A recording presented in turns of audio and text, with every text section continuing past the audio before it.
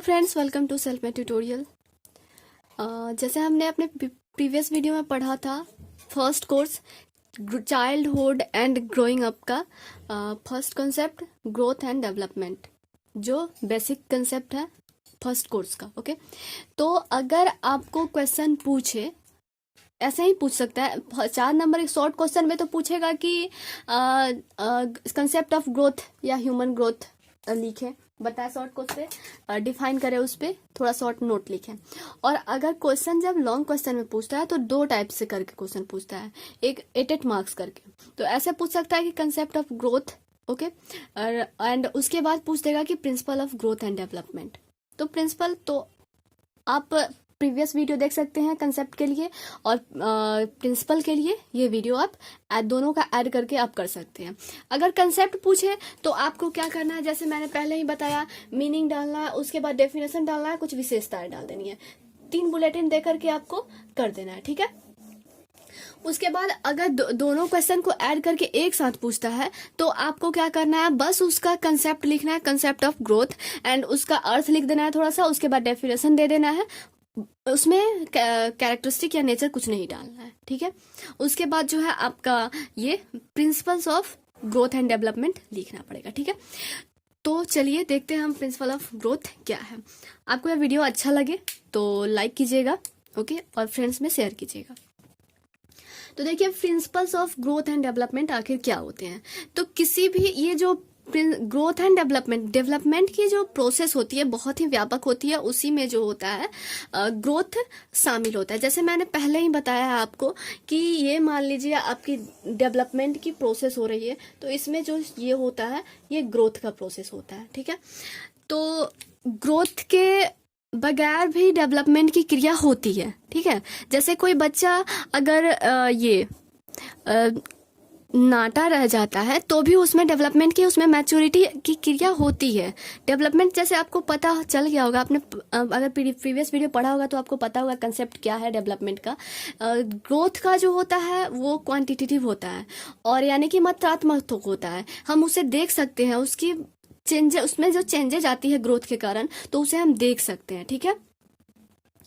जैसे छोटे बच्चे का हाथ छोटा होता है और वो बड़ा होता है तो उसका हाथ बड़ा हो जाता है, तो ये ग्रोथ हुई, ठीक है। और उसमें जो मूवमेंट होती है, किस प्रकार से किसी सामान को उठाना है, कैसे किसी सामान को रखना है, या जब कोई छोटा बच्चा रहता है तो किसी सामान को उठाने के लिए सारे हाथ का यूज करता है, ठीक है। लेकिन जब बड़ा होता है तो वो बस उंगली का यानी फिंगर का काम होता है तो फिंगर का यूज करता है, या पूरे हाथ का काम होता है तो पूरे हाथ का यूज करता है, ठीक है। तो ये जो होता है ये डेवलपमेंट की क्रिया होती है। तो डेवलपमेंट की क्रिया होती है वो बहुत ही कम्प्लेक्स प्रोसेस होती है। तो इसके लिए मनोवैज्ञानिकों ने कुछ प्रिंसिपल्स बनाए जिसके आधार पर ये काम करती है, ठीक है।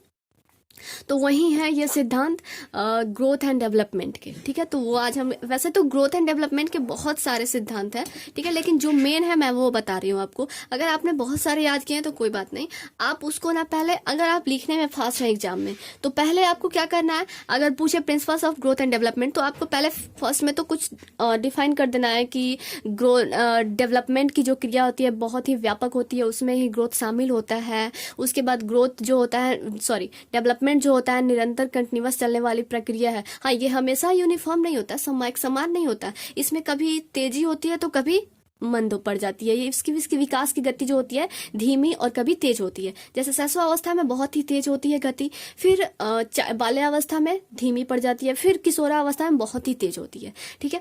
तो इसलिए इसके कुछ प्रिंसिपल्स हैं।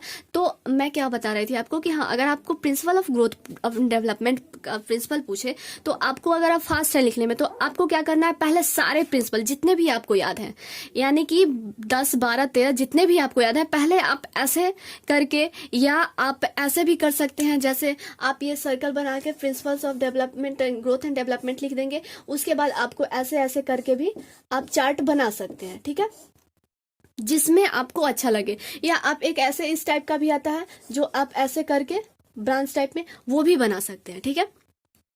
और अगर आपको ऐसा आसान लगे तो आप ऐसे भी बना सकते हैं, ठीक है। तो पहले आपको जितना प्रिंसिपल्स याद है, आपको सारे के सारे आपको ऐड कर देने हैं। उसके बाद जो इम्पोर्टेंट है, ये नहीं कि आपको सबको ही डिस्क्राइब करना है, बस आपको जितना याद है, जितना मतलब इम्पोर्टेंट लगे आपको, आप उतना डिफाइन कर सकते हैं। अगर आप पूरा कर सकते हैं तो और भी अच्छी बात है, आप पूरे को डिफाइन कर सकते हैं, ठीक है।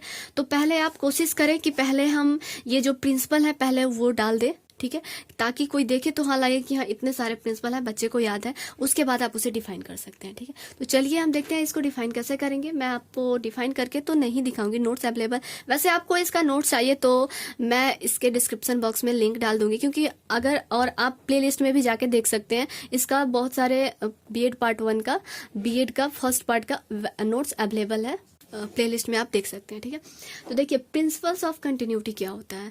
प्रिंसिपल्स ऑफ कंटिन्यूटी कहने का मतलब ये जो होता है, हिंदी वालों के लिए मैं बता दूं, ये कंटिन्यूटी मतलब निरंतरता, यानी निरंतरता का सिद्धांत, ठीक है। इसका जो अर्थ होता है कि डेवलपमेंट कभी भी न रुकने वाली प्रक्रिया है।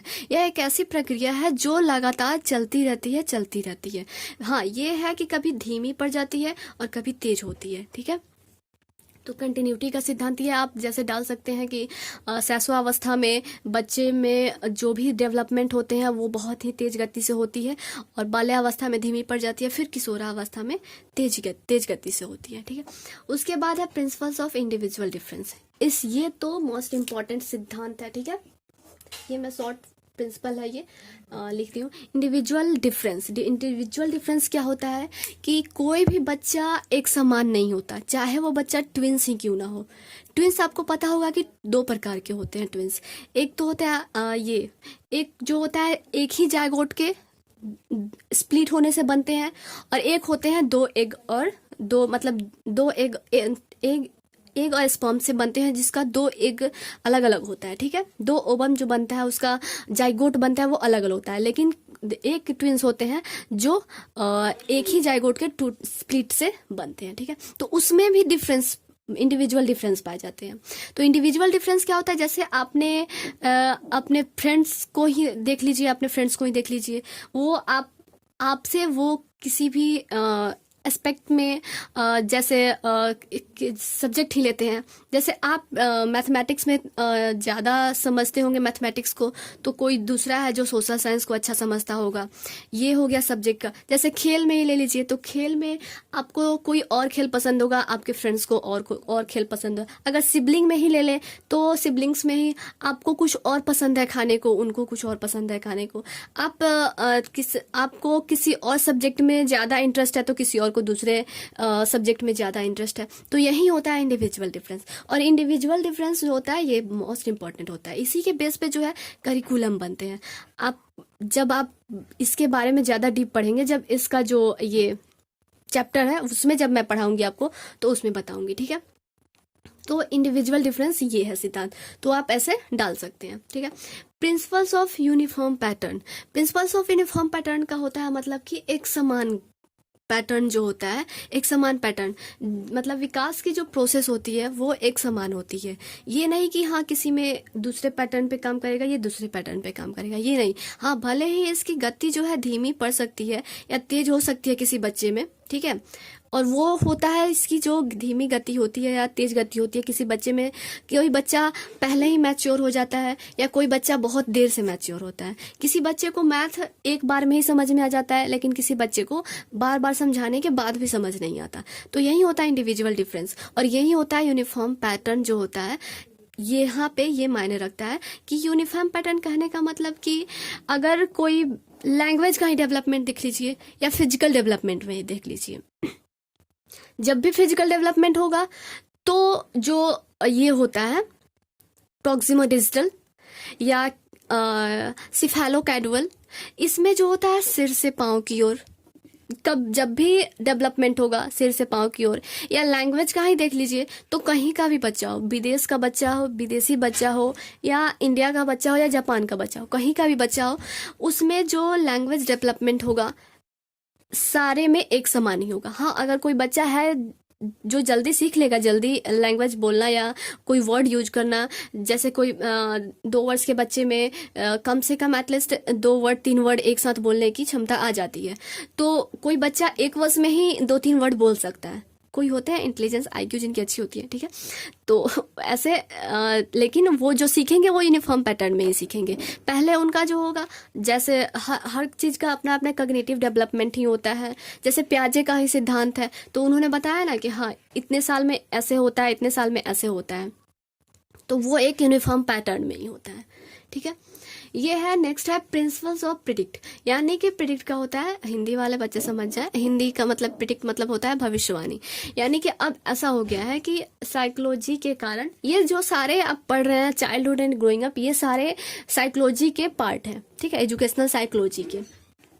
वैसे आपको अभी नहीं पढ़ना है, जब आप सीटेट का जब प्रिपरेशन कराया जाएगा तो तब आपको समझ में आएगा कि ये कैसे है एजुकेशनल साइकोलॉजी का पार्ट। ओके, तो देखिए यहाँ पे प्रिडिक्ट, यानी कि अब ऐसा हो गया है कि किसी बच्चे के इंटरेस्ट या एप्टीट्यूड के बेस पे, एटीट्यूड के बेस पे, या उसके किसी भी कहे तो किसी भी कैरेक्टरिस्टिक के बेस पे हम उसका भविष्यवाणी कर सकते हैं कि बच्चा आगे चलकर क्या करेगा, ठीक है। तो ये होता है प्रिंसिपल्स ऑफ प्रिडिक्ट। या जो डेवलपमेंट होता है तो हम ऐसे बता सकते हैं कि हाँ इसका डेवलपमेंट ऐसे ऐसे होगा। ओके, नेक्स्ट है प्रिंसिपल्स ऑफ इंटीग्रेशन। यानी प्रिंसिपल ऑफ इंटीग्रेशन का होता है मतलब कि एकीकरण। ओके, एकीकरण होता है इसका, एकीकरण का सिद्धांत। तो इसका मतलब ये हुआ कि जैसे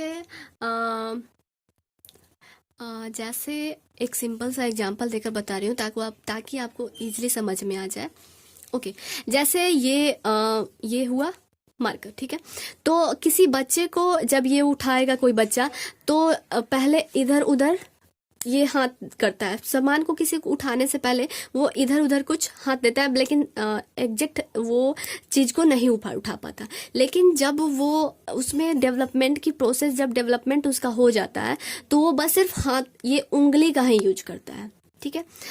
जैसे एक और एग्जांपल देकर बता रहे हैं, जैसे कोई सब्जेक्ट है, तो बहुत सारे सब्जेक्ट हैं, तो बहुत सारे सब्जेक्ट अलग अलग नहीं है सारे का। जैसे मैथ आप पढ़ रहे हैं, तो मैथ से अगर आप फिजिक्स पढ़ रहे हैं तो फिजिक्स में भी आपको इजीली आप समझ जाते हैं कि हाँ ये फॉर्मूला इसमें भी यूज हो सकता है, या ये 2 + 2 4 होता है, तो आप 2 + 2 4 का यूज आप मैथमेटिक्स में भी कर सकते हैं, या जो आप डेली लाइफ है उसमें भी यूज कर सकते हैं। तो यही होता है इंटीग्रेशन। तो यहाँ पे इंटीग्रेशन का मतलब है डेवलपमेंट। माने कि मतलब जैसे कोई बच्चा पहले पूरे हाथ का यूज करता है, उसके बाद जब उसमें मैच्योरिटी आ जाती है तो वो सिर्फ उंगली से ही काम कर लेता है, ठीक है। नेक्स्ट है प्रिंसिपल्स ऑफ डेवलपमेंटल डायरेक्शन। यानी कि जैसे यहाँ पे था यूनिफॉर्म पैटर्न, यानी कि यूनिफॉर्म पैटर्न में ही डेवलपमेंट होता है, वैसे ही यहाँ पे डेवलपमेंट का जो होता है डायरेक्शन, यहाँ पे डेवलपमेंटल डायरेक्शन भी एक निश्चित होता है, उसके अकॉर्डिंग सिद्धांत पे ये डेवलपमेंट की प्रोसेस होती है। ये प्रिंसिपल डेवलपमेंटल डायरेक्शन जो होता है, डेवलपमेंट की जो क्रिया होती है उसकी एक निश्चित दिशा होती है। जैसे कि आपको दिख रहा है, सॉरी नहीं दिख रहा है, मैं दिखा रही हूँ आपको। देखिए यहाँ पे आप जब ये प्रिंसिपल्स ऑफ डेवलपमेंटल डायरेक्शन जब आप मतलब डिस्क्राइब करेंगे, तो आप वहाँ पे ये चार्ट बना सकते हैं, जैसे cephalocaudal sequence and proximodistal sequence. तो यहाँ पे सिफेलो कैडवल सीक्वेंस का मतलब होता है सिर से पाँव की ओर, ठीक है, हेड टू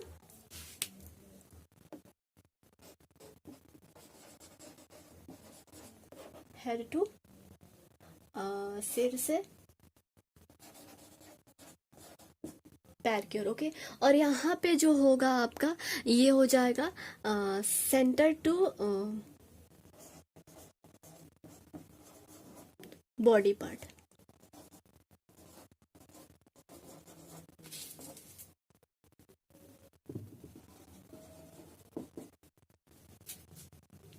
ओके, तो देखिए यहाँ पे हेड टू फुट हो जाएगा और यहाँ पे सेंटर टू बॉडी पार्ट हो जाएगा।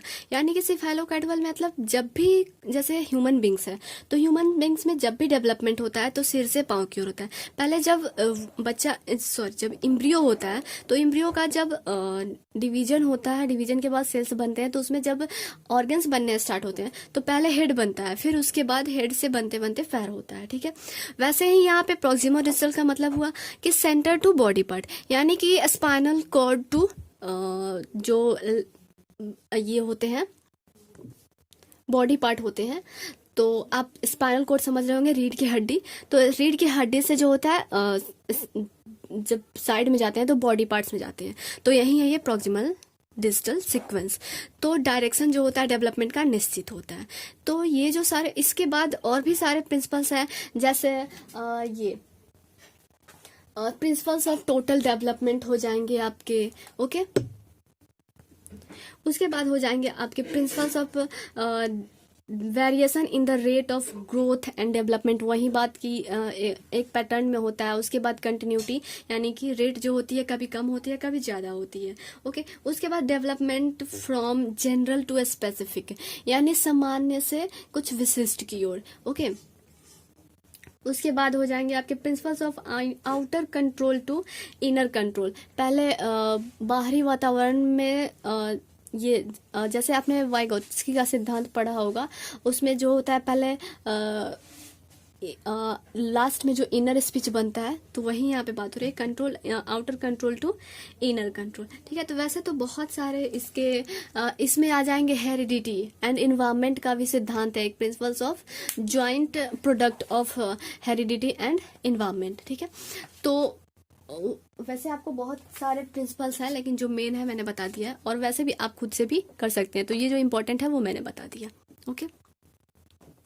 तो आप अब इसे डिस्क्राइब कर सकते हैं, ठीक है।